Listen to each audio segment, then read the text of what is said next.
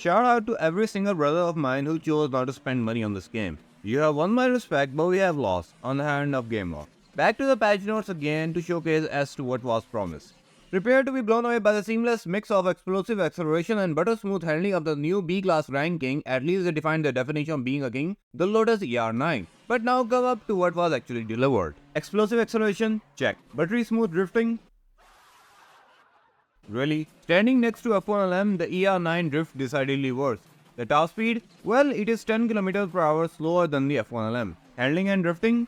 F1lm definitely handles and drifts better. You may come across saying, well, Lotus might have the edge over F1lm for high acceleration. Well, it would have, but even though F1lm has low acceleration, it has a lot better nitro efficiency. While F1lm has extremely sharp drifting and smooth handling, the Lotus ER9 loses a lot of speed while drifting and is not as smooth as F1lm when it comes to handling. And obviously, stats are not the only disagreement that I have with this car.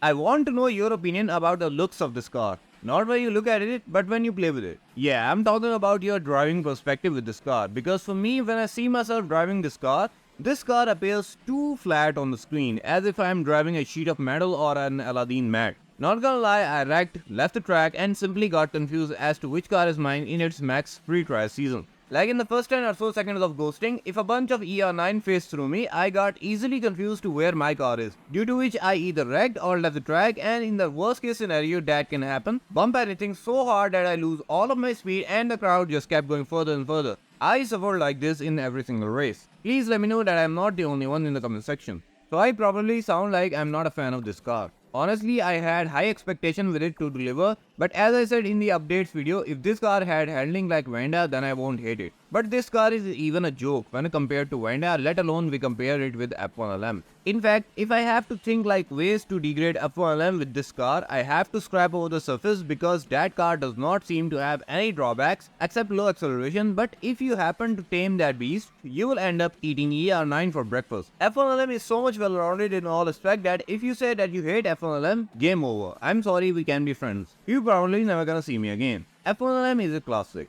I'm happy that it managed to get so much respect in the game, but its respect has been snatched away because Gameloft seem to have two definitions of king. One is a rank-based king and other is, well, it does not need introduction. Those cars always introduce themselves on the racetrack. Yeah, I'm talking about performance-based king. Gameloft releases cars and make players spend money on the game, but I would be a lot happy if ER9 actually deserved the rank that it has, cause as for now, just how much poor this car drifts with all the wall riding issues like Bugatti Chiron, this car is just a flat sheet of trash which just seem to be going out of the track all the time.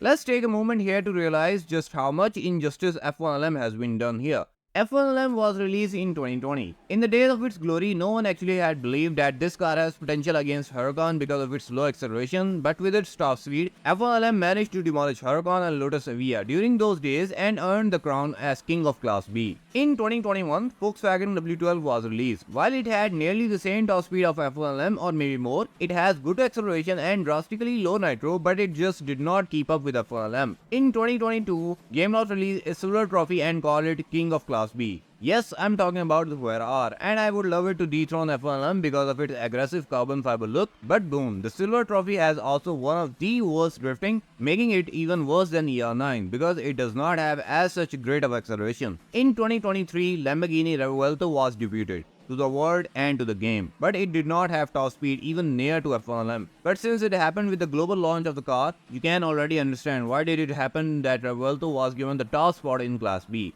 This year, this car, the ER9, has been released, and it is ironically pathetic to say that out of all these years, none of the car that was made part of B-Class Elite was competitive enough to stand a fight with F1lm. In fact, F1lm will age like a fine perfection beauty in this game. Everyone is talking about F1lm will be out of B-Class Elite event, and I have a bad news in this respect. This may happen with the advent of Asphalt Unite because all it takes is to release a trash car and throw it in the Elite event and kicked out an OG and OP car out of it.